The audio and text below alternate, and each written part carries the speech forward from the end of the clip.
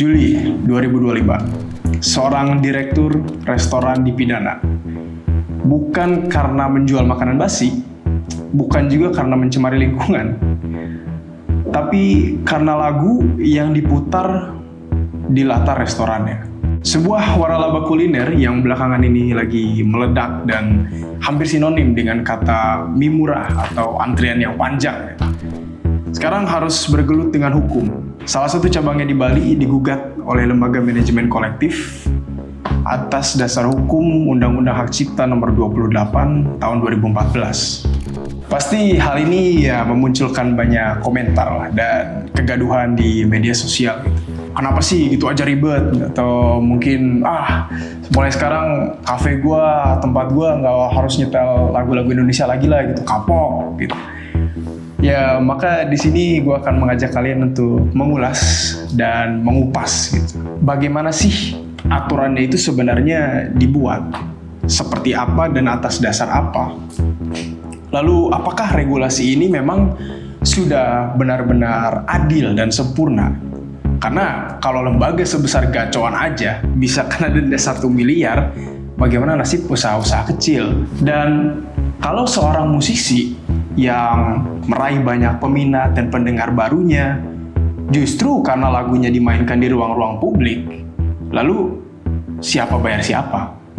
Dan yang terakhir, apakah ada solusi yang menguntungkan semua belah pihak dan juga realistis dari mulai musisi, pembisnis, dan juga konsumen? Selamat datang di segmen baru gua Haidar, and this is Wavelength.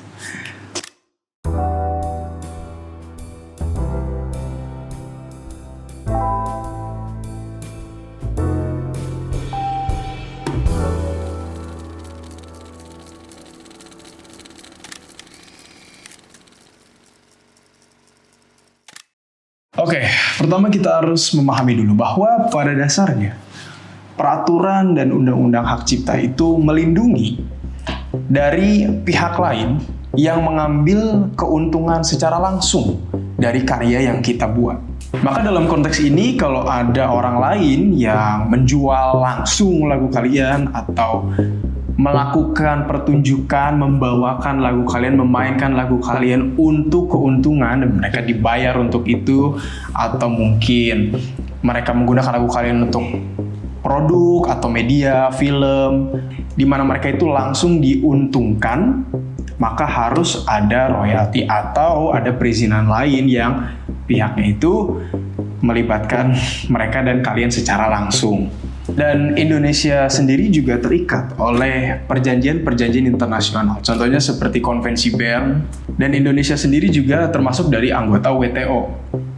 Yang mereka semua itu terikat dalam perjanjian TRIPS yang gunanya itu menjamin hak cipta di setiap negaranya. Lantas diciptakannya Undang-Undang Perlindungan Hak Cipta dan juga lembaga-lembaga yang mengurusnya, contohnya Lembaga Manajemen Kolektif. Dan untuk musik sendiri itu ada, kalau nggak salah ada Wahana Musik Indonesia 1, terus ada Karya Cipta Indonesia KCI, dan juga ada Royalti Anugerah Indonesia RAI. Yang sistem ini sebenarnya untuk kebanyakan kasus memang bekerja dengan baik ya. Tapi untuk kasus-kasus sederhana dan memang sifatnya itu hitam putih. Contoh kalau ada rapper, misal rapper favorit kalian kayak misal kalian dengar Kanye West, itu di lagunya banyak yang ambil sampel. Nah, sampel itu kan diambil secara langsung, itu potongan. Memang transformatif. Tapi ya kita bisa berdebat lah, apakah karya itu transformatif apa enggak? Apakah itu sebuah hal yang kreatif apa enggak? Kita bisa berdebat. Tapi yang penting adalah pencipta lagu aslinya itu sudah dibayar. Nah, itu kasus-kasus yang sederhana seperti itu. Atau mungkin kalian adalah sebuah cover band. Kalian itu band yang memang bawain lagu-lagu cover, lagu-lagu punya orang, dan kalian dibayar untuk tampil, maka ada argumennya di situ bahwa ya kalian harus bayar royalti gitu. Walaupun memang kadang ya eksekusinya atau penegakannya itu masih sedikit sembrono atau mungkin ya bikin kaget lah gitu. Kalian tiba-tiba kemarin manggung nggak ditagih apa-apa, besok nggak ditagih apa-apa, besoknya nggak ditagih apa-apa. Suatu hari datang tagihan untuk gig satu kalian itu yang mungkin figurnya asal, atau kalian kaget lah tiba-tiba wah di bill kok segini, kemarin enggak, kemarinnya lagi enggak gitu loh. Dan belakangan ini memang kasus seperti ini itu sering bermunculan, dan sudah ada beberapa juga musisi yang berbicara di media sosial kalau curhat lah gitu. Mereka memang band cover, tapi sebelumnya nggak pernah kena denda, dan kali ini memang apes ketika bayaran mereka mungkin lagi pas-pasan, terus tiba-tiba dikasih figur yang wah kok segini gitu loh. Padahal sebenarnya mereka mau kok mengikuti aturannya kalau memang aturannya itu sudah dikomunikasikan dengan baik gitu loh. Tapi tetap ketidakkonsistenan ini yang harus dipoles gitu. Contohnya ya seperti apa gitu, perhitungan royalti itu seperti apa. Lalu ya pasti muncul pertanyaan, berarti kalau gue mainin lagu dari musisi luar harusnya aman gitu, harusnya nggak ditagih gitu. Ya sebenarnya secara hukum kalian memang harus tetap bayar royalti gitu, karena lagi-lagi perjanjian internasional dan lembaga itu dibuat ya karena perjanjian itu. Tapi memang jarang ditegakkan ketika itu musisinya musisi luar gitu. Kalian ngambil karya dari musisi yang tidak dari dalam negeri. Alasannya kenapa gitu? Ya ada beberapa hal lah. Yang pertama biasanya label besar, anggap aja misal kalian nyanyiin lagu Taylor Swift gitu di panggung di salah satu kafe yang mungkin kafenya memang besar gitu. Tapi kadang label besar itu menganggap bahwa dampak kalian itu memang terlalu kecil atau kerusakan itu terlalu kecil dibanding dengan usaha yang harus mereka keluarkan untuk ngurusin segala macam formalitasnya lah, birokrasi segala macam buat nagih kalian itu yang mungkin memang sebenarnya figur yang keluar atau ya duit yang keluar memang sebenarnya sedikit kebanding dengan usahanya harus dikeluarin. Jadi mereka kadang malas aja gitu. Dan alasan lainnya juga memang lembaga manajemen kolektif itu memang lebih dekat dengan musisi besar yang di dalam negeri sih Pak. Jadi mereka bisa lebih mudah lah kerjasamanya. Dan mungkin selain itu juga lembaga manajemen kolektif dan juga label-label itu biasanya lebih fokus ke penggunaan yang lebih besar lah dampaknya dibandingkan dengan kalian memang cuma manggung-manggung doang di ya gigs kecil-kecilan lah di kafe, di resto atau di panggung. Ya itu mereka kadang nggak begitu ngejar. Mungkin mereka lebih fokus ke penggunaan media atau produk misalnya. Kalau kalian itu punya produk yang memang dijual di pasaran, bikin iklan, ya itu harus bayar royalti, pasti diawasin, atau film, karena itu keuntungannya jelas dan banyak gitu, dampaknya itu lebih besar.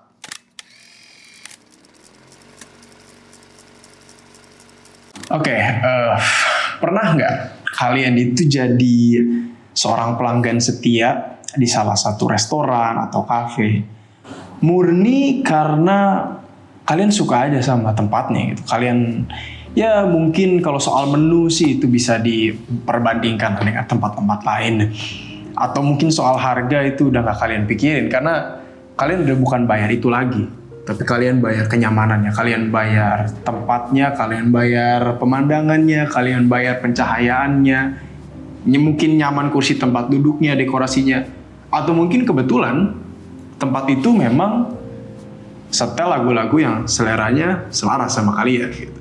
Nah, ini yang menjadi dasar penegakan undang-undang hak cipta di restoran, di kafe, mau itu di barbershop, mau itu di gym. Dasarnya itu ya seperti itu. Karena musik itu menciptakan atau meningkatkan kenyamanan lingkungan kalian. Dan ini bukan cuma di Indonesia ya, tapi memang secara internasional prinsipnya itu seperti ini. Karena dianggap meningkatkan manfaat ekonomi secara langsung. Tapi prinsip ini menurut gua itu suatu prinsip yang terlalu simplistis, yang terlalu mudah gitu. Mudah ketika dibuat, tapi ketika ditegakkan itu justru malah memperumit proses penegakannya itu sendiri. Karena bagaimana kita bisa menentukan seberapa banyak sih, seberapa besar gitu dampak musik yang disetel di latar ke kenyamanan lingkungan restoran atau kafe itu secara keseluruhan. Karena kan musik itu subjektif gitu. Dan selera orang pasti berbeda-beda. Bagaimana kita bisa menentukan musik apa yang mendukung kenyamanan dan musik apa yang tidak mendukung, musik apa yang mendatangkan pelanggan, dan musik apa yang menjauhkan pelanggan gitu. Yang bisa mempengaruhi peningkatan atau penurunan dari jumlah pelanggan yang datang gitu. Yang nggak bisa juga semerta-merta diukur oleh kenyamanan lingkungan yang hanya patokannya itu cuma di musik apa yang sedang dimainkan gitu. Dan yang pasti nggak akan sesignifikan misal restoran favorit kalian itu tiba-tiba ganti resep gitu. Ya pasti nggak akan sesignifikan itu. Atau kalau misalnya kafe favorit kalian itu tiba-tiba ganti playlist gitu misalnya, ya emang kalian bakal langsung kabur juga gitu kan ya, kemungkinan enggak kan. Tapi ketika kita bicara misal satu tempat itu penataan ruangannya bagus lah, penataan cahayanya bagus, tempatnya adem, toiletnya bersih, wifi-nya kenceng, pelayannya ramah, tempatnya nggak berisik, tempatnya nggak sumpek gitu. Itu mungkin ya menurut gue setidaknya punya kontribusi yang sama atau bahkan mungkin lebih signifikan daripada mereka lagi nyetel lagu apa nih gitu. Oke, gue kasih contoh deh. Misal ada 2 tempat yang sering kalian kunjungi. Yang satu ini misal kedai burger lah. Kalian ini rela datang jauh-jauh dari rumah kalian, misal belasan kilometer, cuma pengen kesini doang deh. Karena resepnya nih yang wah gak ada duanya lah. Kalian datang ke sana, ya mungkin entah itu penataan tempatnya, lokasinya, dekorasi segala macam itu mungkin berpengaruh ya dalam pengalaman secara keseluruhannya gitu. Tapi kalian datang ke sana memang karena resepnya, karena memang enak aja gitu. Tapi ada tempat langganan kalian juga satu lagi, yang kalian tahu dari sosial media, kalian lihat sosial media terus kayak wah ini menarik nih. Gak ada gitu tempatnya kayak begini, yang konsepnya itu jazz club gitu kan. Khususnya mereka sangat mendorong karya-karya musisi jazz lokal gitu. Entah itu majang dekorasi musisinya, foto-foto mereka lagi manggung, foto-foto cover dari albumnya, sekaligus ya mereka pasti playlistnya full itu nyetel lagu-lagu musisi jazz lokal ya. Dan ini jelas 2 tempat yang sangat-sangat berbeda. Tapi anggap saja misal si kedai burger ini dia juga nyetel musik setiap harinya pas lagi jualan gitu. Misal dia nyetel lagu-lagu pop lah gitu. Dan ya kedai kopi ini dia nyetel lagu-lagu musisi jazz lokal gitu. Tapi dua-duanya sama-sama nggak bayar royalti. Kira-kira menurut kalian adil apa enggak kalau 2 tempat ini itu hukumannya dipukul rata?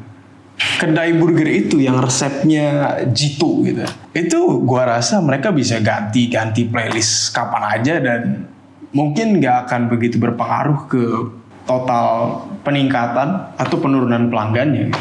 Karena mungkin nggak ada juga yang datang ke sana karena lingkungannya, mereka memang benar-benar datang ke sana karena resepnya jitu. Tapi kalau kita bicara si kedai kopi ini yang memang kalian datang ke sana karena konsep ini sangat menarik nih buat kalian. Konsep jazz club, mainin lagu-lagu dan dekorasinya itu temanya itu ya musisi-musisi jazz lokal, mungkin sejarahnya kayak itu bagaimana. Anggap konsep itu yang dirubah secara keseluruhan, dekorasinya dan juga playlistnya dirubah. Tiba-tiba nih dekorasinya kemana-mana ya deathcore gitu, nyalain lagunya misalnya Burger Kill ya mungkin itu akan jadi alasan yang lebih kuat buat kalian bingung terus ya, kenapa kok tempat ini jadi berubah gitu. Dan di situ baru ada argumen si musik yang disetel itu punya pengaruh yang sangat besar ke kenyamanan lingkungan dan khususnya ke retensi. Karena itu sangat kental dan sangat bergantung dari konsepnya secara keseluruhan. Tapi kalau kalian perhatikan, bukannya kursi juga punya desainernya, bukannya tempat tata ruang segala macam itu pasti punya arsitek atau ya punya orang dekor dan segala macam. Kenapa mereka nggak bayar royalti? Jelas-jelas hal-hal itu juga punya pengaruh yang sama atau bahkan lebih atas kenyamanan dari si lingkungannya. Karena kita fokus ke argumen bahwa musik itu meningkatkan kenyamanan lingkungan dan kenyamanan lingkungan itu meningkatkan kepuasan pelangganan segala macam. Karena itu maka ada manfaat ekonomi langsung gitu. Kita fokus ke argumen yang itu. Kenapa orang yang desain kursi nggak kita bayar royalti terus-menerus? Dan sebenarnya alasannya sangat sederhana. Jadi bukan musik itu punya dampak yang lebih besar secara fungsional, tapi memang hanya musik yang punya lembaga pelindung.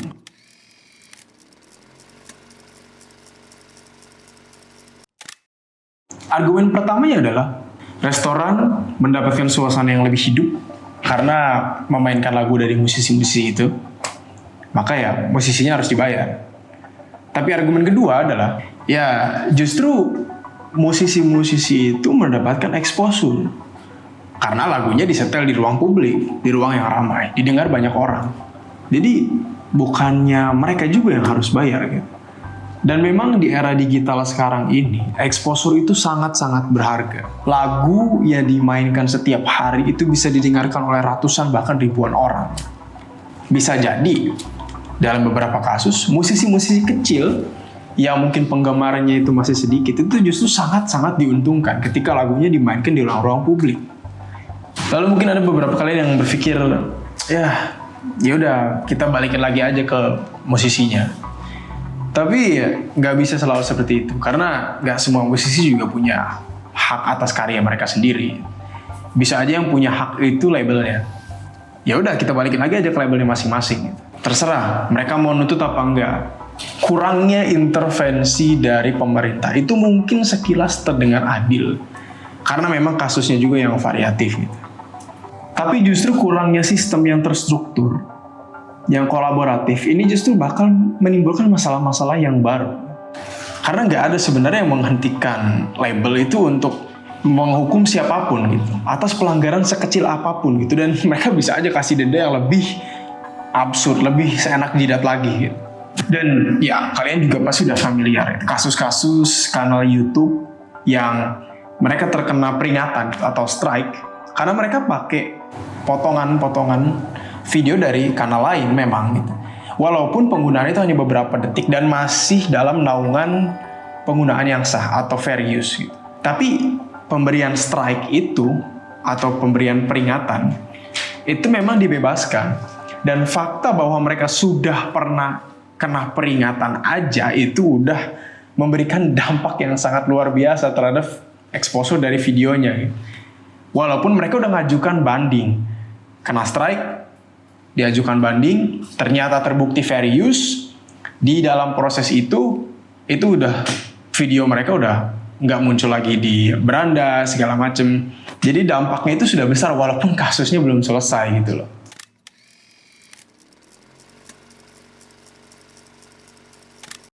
Dan ini ya lagi-lagi nih cuma gue ngasih ide ke kalian aja gitu.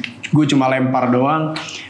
Tapi ini adalah proposal gue, yaitu sistem kerja sama daftar putar atau sistem kolaborasi playlist. Cara kerjanya gimana?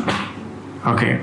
Anggap saja kita pemilik restoran. Lalu kita cari musisi-musisi lokal, musisi-musisi yang mungkin belum punya dana untuk promosi dan segala macam. Lalu kita buka pendaftaran untuk mereka. Kita buka pendaftaran kepada musisi-musisi ini untuk masuk ke dalam sistem daftar putar. Nah, daftar putar ini nanti entah rotasinya itu bisa harian atau bisa mingguan. Yang jelas, ketika mereka daftar di sini, karyanya akan disetel di tempat kalian. Dengan perjanjian, kita sebagai pemilik tempat belum memberikan imbalan royalti, tapi kita bisa menawarkan dan kita bisa menjanjikan ketika tempat kita rame, pasti lagu kalian itu yang sudah daftar ya akan ada di rotasi playlistnya itu. Lagi-lagi ini gue nggak bicara untuk musisi yang udah terikat dengan label, tapi gue cuma fokus ke musisi yang memang baru mulai dan mungkin dana untuk promosinya nggak ada. Nanti entah itu di dinding, entah itu di stroke atau mungkin di menu, kita akan menyediakan bentuknya kayak QR code lah. QR ini nanti bakal mengarahkan kalian ke laman yang isinya daftar-daftar musisi itu, terus playlistnya, dan mereka ini karyanya apa aja. Mungkin tautan langsung juga ke halaman Spotify mereka atau platform streaming apalah yang mereka kejar gitu. Ditambahkan juga tautan ke hal-hal kayak seperti ke media sosial, atau bahkan berikan cara untuk pelanggan itu bisa langsung kasih mereka tip atau donasi. Karena kan banyak sekarang yang misalnya YouTuber atau seniman yang mereka punya laman Patreon misalnya. Patreon biar ada cara dari pelanggan ini bisa langsung menunjukkan apresiasi atas karyanya. Dan mungkin kita bisa buat sistem voting atau sistem review. Nanti kita bisa lihat musisi mana yang punya interaksi positif terbanyak gitu. Dan dari situ ketika kita sudah tahu, wah ternyata musisi ini nih yang favorit gitu. Mungkin pihak pemilik tempat yang justru malah membayar mereka supaya mau nggak lagu kalian itu playlistnya posisinya ditetapkan, entah itu kontraknya selama 1 bulan, 1 minggu atau bahkan 1 tahun gitu, bagaimana sesuai dengan perjanjiannya. Nah, kenapa ini menjadi solusi yang menguntungkan untuk semua belah pihak? Dari mulai pemilik toko, mereka akan terbebas dari keresahan gimana harus pusing bayar royalti nih, tiba-tiba jebret datang tagihan gitu kan.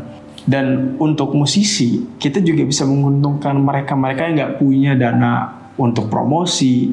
Kita berikan ruang. Ini kalian bisa promosi lewat tempat kami. Ya tapi ini juga bukan jalan gratisan. Musisi masih tetap punya kewajiban untuk menciptakan karya-karya yang bagus gitu. Biar pelanggan yang menentukan siapa yang ingin mereka dukung gitu.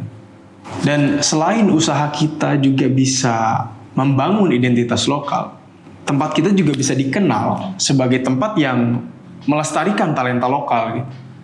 Ya bayangin kalau misalnya kafe lu itu udah terkenal kayak wah kafenya para musisi gitu. Seolah-olah kayak kita ngomongin musisi kayak kita ngomongin alumni JKT48 misalnya gitu kayak wah lu orang dari situ juga ya, produk dari sini juga nih gitu.